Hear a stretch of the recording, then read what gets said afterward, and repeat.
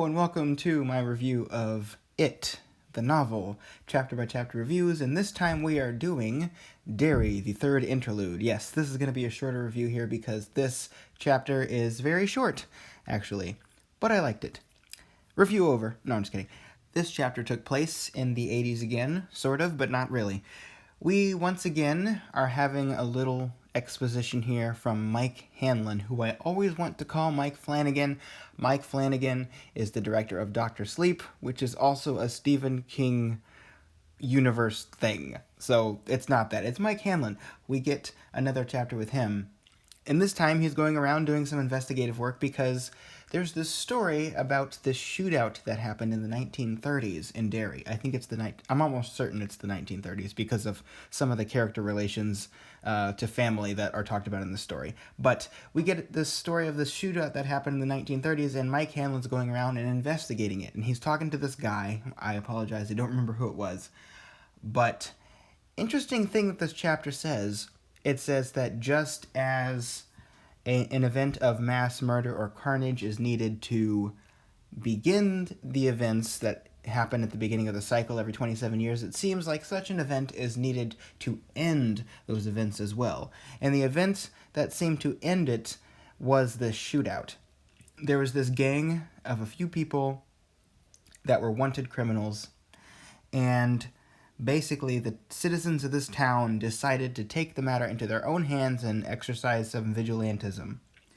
And it was a situation of basically lawlessness. Everybody went and got their guns and went to this place to meet this gang that was coming back because there was this shop owner who was working the day that this gang came in and asked for a bunch of weapons. And the shop owner was all cool, and he said, yeah, you can come back tomorrow and I'll have all this stuff for you. And then he goes around and tells everyone basically that this gang is going to be back. And everybody comes to this street and waits for the gang to show up. And the gang shows up and they kind of get a little bit of a sense that something is wrong, but by the time they figure that out, it's too late. And everyone in the town who's at this place is just filling them full of bullets.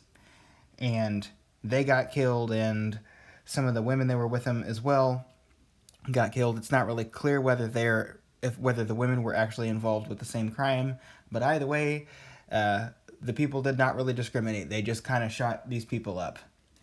And the interesting thing is, the guy that Mike's talking to says, sometimes events happen in the past and people will pretend that they were there, right? You get all these people pretending that they saw this thing because they want that little bit of notoriety that comes with it.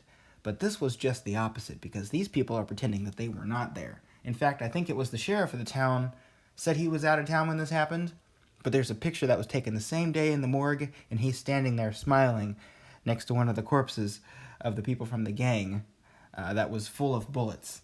So, last interesting thing that happens about this is, it's your basic Stephen King shootout. This has happened a few times in books I've read by Stephen King, but interesting thing is, number one, actually two interesting things. Number one, this place that this happened appears to be very close to the place that was depicted in the photograph in Georgie's photo album, the one that came to life and the one that Bill tried to stick his fingers in and that cut his hand up. That picture. It might even be an event depicting the same thing because, interesting thing number two, the clown was there. And everyone in the town who was there who said they saw the clown claimed that the clown was holding the weapon that they themselves were holding, which kind of feeds back into this idea that the clown is a manifestation of the evil of the town that already exists. And another interesting thing, a little tidbit, the clown did not cast a shadow. And it was hanging out of the window, but it was hanging out too far, almost as if it was floating. So, interesting. And that's really all there is to this chapter. When I was listening to the audiobook, it was only about a half hour long. But just an interesting piece of history, just a little snippet about the town's history.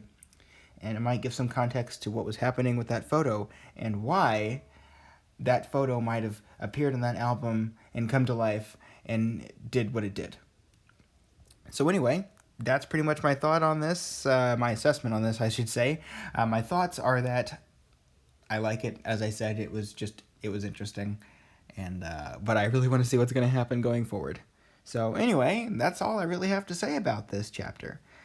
If you like this content, be sure to like this content because I will be making more of it. And if you really want to see more of this stuff, I'm doing these chapter by chapter reviews for the entire book, and I do also other philosophy things, and I do other book reviews and stuff like that. Be sure to subscribe and hit the notification bell and hit all notifications. You know, all that good stuff that all the people on YouTube tell you to do, because YouTube does not know how to treat its creators well, and makes people subscribe 3 times now. So anyway, talk to y'all later on that very negative note, but I like this chapter and I'm glad that I'm doing this. See y'all later. Bye-bye.